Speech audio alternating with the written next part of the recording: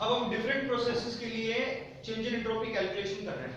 सबसे पहला प्रोसेस ले लेते हैं। मान लो कि हम एक एडियाबैटिक प्रोसेस करवा रहे हैं, एडियाबैटिक, ठीक है।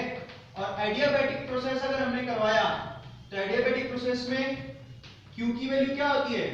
जीरो। एडियाबैटिक प्रोसेस है, हीट एक्सचेंज होता ही नहीं, Q रिवर्सिबल जीरो होगा। अगर Q रिवर्सिबल जीरो हुआ तो delta S is equal to क्या होता है? That is Q by T। Q reversible by T वो क्या होगा? जीरो।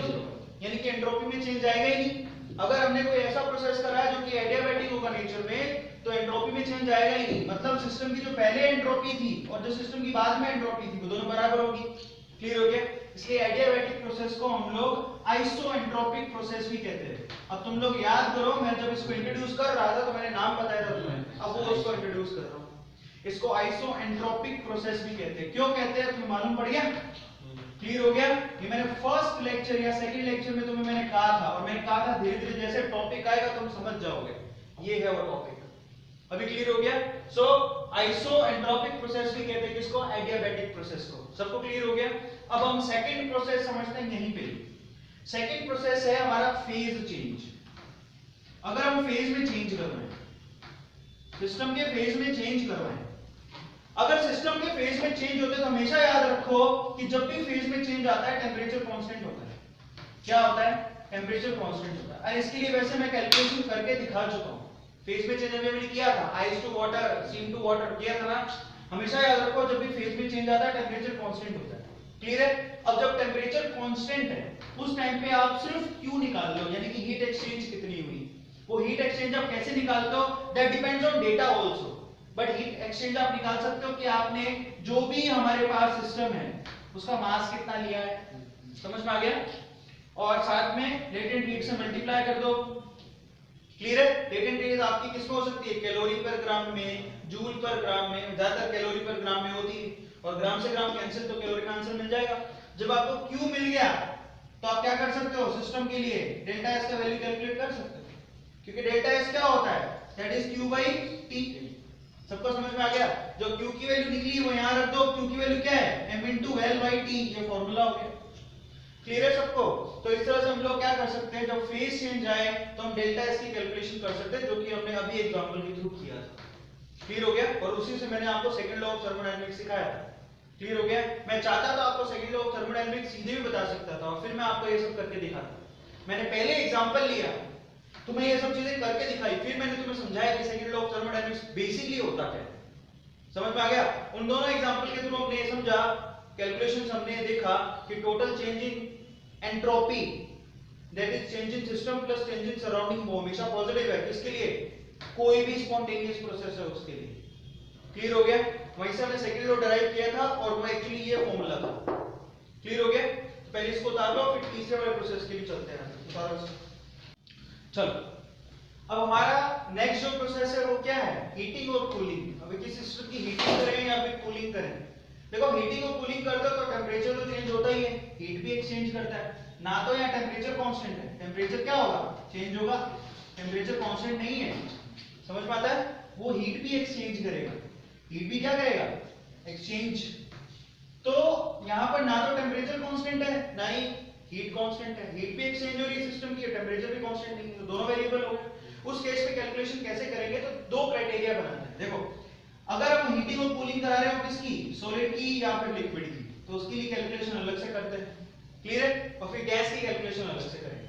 अगर हम हीटिंग और कूलिंग करा रहे हो सॉलिड और लिक्विड की, तो उस केस में सबसे पहले आप किसकी कैलकुलेशन करोगे? Q, कितनी हीट एक्सचेंज की। समझ में आता है? क्योंकि डेल्टा S क्या होता है? That is Q by T। तो Q की कैलकुलेशन करते हैं। तो Q की कैलकुलेशन इस केस में क्या होगा? तो आपने कितना मास लिया है, Q की कैलकुलेशन याद करो। आपने सॉलिड और लिक्विड का कितना मास लिया है, सॉलिड और लिक्विड की कितनी स्पेसिफिक हीट है, इनटू टेंपरेचर में कितना चेंज आया है, यही तो है Q।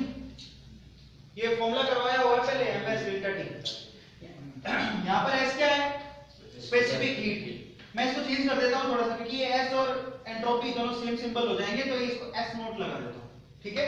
और तो मैं इसको क्या कहूंगा? S नोट क्या है? स्पेसिफिक हीट ऑफ सॉलिड और लिक्विड। स्पेसिफिक हीट है किसकी? सॉलिड और लिक्विड की। क्लियर हो गया? ये फॉर्मूला पहले भी करवा चुका हूं। सॉलिड और लिक्विड केस में ये Q की वैल्यू हो गई। अब आ जाओ आगे। डेल्टा एस क्या होता है, that is Q by T, Q reversible by T, यही तो होता है। क्यू की वैल्यू उठा के रख दो, क्यू की वैल्यू अगर मैंने उठा के रख दी यहाँ पे तो कितना आया, q is equals to m s not delta t divided by t, ये होगा ना डेल s। और अगर कंप्लीट प्रोसेस के लिए निकालना है तो इसको मैं यूं भी कह सकता हूं, that is this is del s, इसको मैं यूं तो लिख सकता हूं ds, डिफरेंशिएशन की फॉर्म में भी लिख सकता हूं, ये पार्शियल था ये कंप्लीट है। तो कंप्लीट प्रोसेस में ds इज इक्वल्स टू क्या हुआ, m s not dt by t। बोलो कोई डाउट है? अब अगर मुझे कंप्लीट एंट्रोपी निकालनी है कि कितना चेंज आया जब वो स्टेट 1 से स्टेट 2 पे गया, यानी कि हीटिंग या फिर कूलिंग हुई है, तो उसके लिए क्या करो, दोनों तरफ इंटीग्रेशन। मैं यहां पर इंटीग्रेशन कर देता हूं। एंट्रोपी क्या थी, S1 से कहां चली गई, S2 में, जब टेंपरेचर में चेंज आया, और यहां पर टेंपरेचर में चेंज कितना आया, T1 से T2। ऐसा कर दूं? अब जरा ध्यान से देखो, देखो इंटीग्रेशन डिफरेंशिएशन को कैंसिल कर दिया, बचा क्या, S, उस पे लिमिट क्या लगानी है, S1 से S2। और यहां पर आ जाओ, this is m s not, देखो del t by t integration इसका क्या होता है, ln of t log of t। मैं तुमसे कहा था फॉर्मूला याद करो, integration of dx by x, ये क्या होता है, ln of x, ध्यान रहेगा, ये लिख दिया साइड में, और वही फॉर्मूला मैंने यूज किया है। क्लियर हो गया? लिमिट क्या लगानी है, t1 से t2। अब इसको सोल्व करता हूं, यहां पर साइड में लिख देता हूं, जरा चेक करो यहां पर क्या होगा, देखो s1 से s2, तो क्या होगा, s2 upper limit minus lower limit, s2 minus s1 which is equals to m s naught, इसमें upper limit minus lower limit, क्या लिखूंगा, ln of t2 minus ln of t1, लिख दिया। क्लियर हो गया सबको? यहाँ पर s2 माइनस s1 को क्या लिख सकता हूँ, डेल्टा s, यही निकालना था मुझे। क्लियर है? और यहाँ पर क्या आ गया, m s नॉट, इसको मैं क्या लिख सकता हूँ, ln of t2 by t1। समझ में आ गया? ln of a minus ln of b, ln of a by b। Clear हो गया? लॉग की प्रॉपर्टी लगा दी। अब इस ln को हटा के मैं लॉग भी लिख सकता हूँ, या फिर इसको ऐसे भी लिख सकता हूँ, delta s is equals to 2.303 m s not. ln को किस में कन्वर्ट कर दूंगा, log बेस 10 में। ln क्या होता है, log बेस 3, उसको log बेस 10 में कन्वर्ट कर दिया, ये क्या हो गया, t2 बाई t1।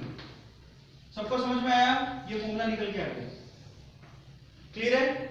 सबको समझ में आया? अब यहाँ पर आप क्या कर सकते हो, दो केस बना सकते हो। कैसे? अगर मैं हीटिंग करवाऊं, अगर मैंने हीटिंग करवाई तो हीटिंग के अंदर क्या होगा, टेम्परेचर बढ़ता है, तो T2 क्या होगा, T1 से क्या होगा, समझ में आ गया? अब देखो जरा ध्यान से, अगर मैंने हीटिंग कराई तो T2 T1 से बड़ा होगा, तो ये फैक्टर क्या आएगा, पॉजिटिव। डेल्टा S की वैल्यू क्या होगी, सबको समझ में आया? और अगर मैंने कूलिंग करवाई, क्या करवाई, कूलिंग, और अगर मैंने कूलिंग कराई तो T2 T1 से क्या होगा, छोटा, तो लॉग की वैल्यू क्या आ जाएगी, नेगेटिव, तो डेल्टा S की वैल्यू क्या होगी। सबको समझ में आया? क्लियर हो गया? चलो इसको उतार लो फटाफट से। चलो अब हम लोग हीटिंग और कूलिंग किसके केस में देख रहे हैं, गैस के केस में। तो गैस के केस में देखिए कि गैस के केस में क्या होता है। तो देखो गैस के केस में हीटिंग और कूलिंग आप दो तरह से करवा सकते हो, या तो आप करा सकते हो किस पे, कांस्टेंट प्रेशर पे, ये करते हैं, या हम करा सकते हैं किस पे, कांस्टेंट वॉल्यूम पे। सही बात है? अगर हम कांस्टेंट प्रेशर पे करवाएं तो देखो Q की वैल्यू क्या होगी कांस्टेंट प्रेशर के लिए, दैट इज n। देखो गैस के केस में नंबर ऑफ मोल्स लेते हैं, सॉलिड लिक्विड होता है उसके केस में मास लेते हैं, यहां पर क्या लिखेंगे, n Cp delta T। Clear हो गया? सबको समझ में आ गया? ये Q की वैल्यू हुई, यहां से डेल्टा S निकालते हैं, डेल्टा S क्या होता है, that is Q by T। Q की वैल्यू रख दो, n Cp delta T by T, है तो सब सेम ही ना। यहां पर m की जगह क्या आ गया, n, यहाँ पर s की जगह क्या आ गया, Cp, बाकी तो सेम ही, तो रिजल्ट तो सेम ही आने वाला। तो इस केस में डेल्टा s की वैल्यू मैं सीधी लिख रहा हूँ, ये हम डिराइव पहले कर चुके हैं, मैं सीधी लिखता हूँ, किसमें 2.303 आएगा, साथ में आएगा n Cp log of base 10, यहाँ पर क्या आएगा T2 बाई T1। रिजल्ट तो ये रहेगा, चेंज तो होने से रहा, जो चेंज आया बेसिकली वो यहीं पे आया, बस इतना सा, क्योंकि यहाँ से चेंज आ रहा है। क्लियर हो गया? ऐसा ही सेम हमें किसके लिए करना है, कांस्टेंट वॉल्यूम के लिए, अगर कांस्टेंट वॉल्यूम हुआ तो उस केस में हीट एक्सचेंज Q V लिखेंगे उसको, वो क्या होगा NCV डेल्टा T। सबको समझ में आया? तो यहां से क्या करो, डेल्टा S का वैल्यू निकालो, क्या होगा QV बाई T, QV की वैल्यू रख दो NCV delta T by T। सबको समझ में आ गया? अब रिजल्ट में सिर्फ उतना ही चेंज आएगा, Cp की जगह क्या हो जाएगा Cv। तो ओवरऑल डेल्टा S का वैल्यू कितना आएगा, दैट इज 2.303 आया। साथ में NCV यहां पर क्या लिखेंगे, log of base 10 T2 by T1। Simple, clear है सबको? तो आपको ध्यान रखना है जब भी हीटिंग और कूलिंग करते हो तो डेल्टा एस का फॉर्मूला चेंज हो जाता है। फेज चेंज में सिंपल सा फॉर्मूला लगा रहे हैं जो जनरल फॉर्मूला है वही। क्लियर हो गया? उतार लो इसको फटाफट से भाग।